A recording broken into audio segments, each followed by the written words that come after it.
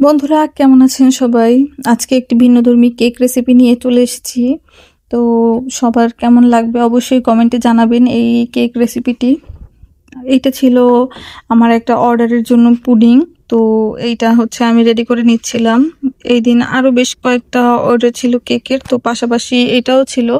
সবসময় কেকের বিভিন্ন ভিডিও করি, ডেকোরেশন ভিডিও, আর পুডিং বা অন্যান্য টাপ কেক, তারপরে ছোটখাটো এইসব ধরনের জিনিসগুলো সেভাবে পোস্টও করা হয় না, ছবিও পোস্ট করা হয় না, ভিডিও তো করিই না।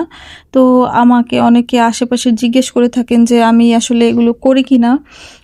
তো আমি আসলে করি, কিন্তু প্রি অর্ডার বেসিসে। যদি আপনি আমাকে একদিন আগে বা একটু সময় নিয়ে, দেখা গেল যে 7 ঘন্টা 8 ঘন্টা আগে আমাকে অর্ডার প্লেস করেন, সকালে অর্ডার প্লেস করেন, সন্ধ্যায় নিবেন, এরকম হলে আমি করি। না হলে হচ্ছে একদম শর্ট টাইমে, যেমন 2 ঘন্টা 3 ঘন্টা আছে, এরকম হলে আমার আসলে অর্ডার নেওয়া হয় না। কারণ হচ্ছে এই জিনিসগুলো ইনস্ট্যান্ট রেডি করে ইনস্ট্যান্ট দিতে হয়, আর এর মধ্যে বেশ কিছু কাঁচা উপকরণ দরকার হয়, যেমন মিল্ক, তারপরে কনডেন্স মিল্ক। তো দেখা যায় যে সবসময় এমন র মিল্ক বাসায় থাকে না, আর কনডেন্স মিল্কও সবসময় থাকে না। এই ধরনের টুকটাক জিনিসের জন্যই কনডেন্স মিল্ক আনাতে হয়, যার জন্য হচ্ছে এগুলো একটু সময় সাপেক্ষ রেডি করা।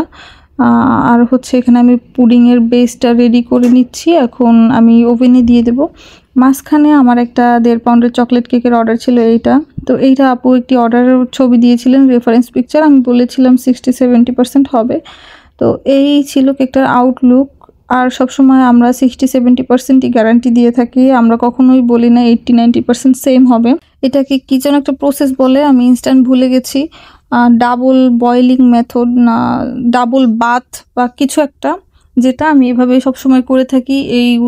এগুলো হচ্ছে আমার মানে সহজ মনে হয়। অনেকে চুলাতেও প্রেফার করে পুডিং বানানো।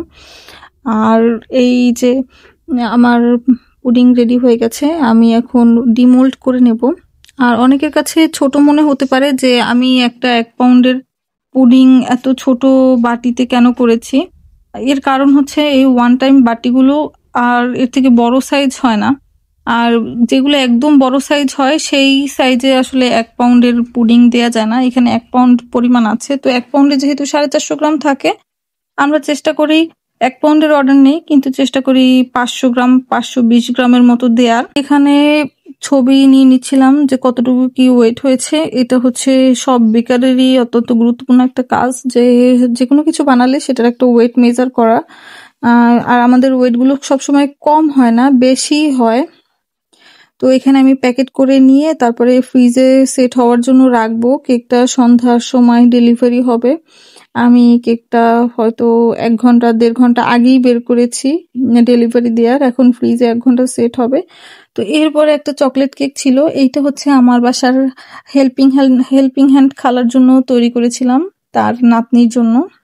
সে বলেছিল যে সে আসলে অর্ডার দিয়েছিল, তো আমি এমনি রেডি করে দিয়েছিলাম। মনে হলো যে এটা তার একটা অধিকার বলা যায়। আর ওয়েদারটা কত সুন্দর ছিল ওই দিন।